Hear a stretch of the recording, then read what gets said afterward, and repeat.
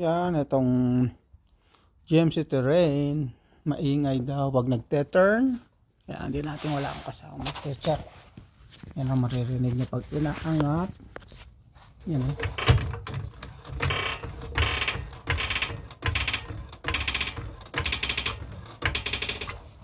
Yung ball joint ang problema. Yan o, baba natin.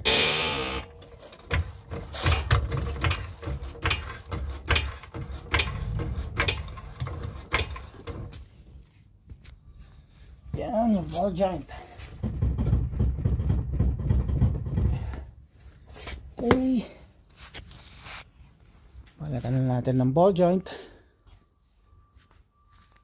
Kaya lang ang ball joint nito kasama na yung buong control arm.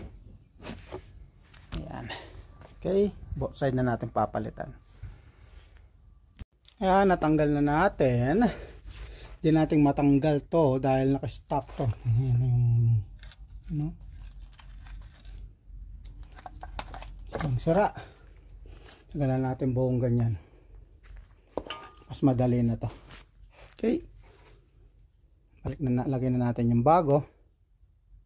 Ayan, napalitan na natin ng bago tong right side. Na-torque na natin. Kabila naman natanggal na natin. Ayan.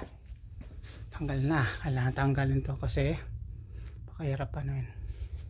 Tanggalin. Ano? Okay. Nag-iingay. Okay. Ulitan na natin ng bago.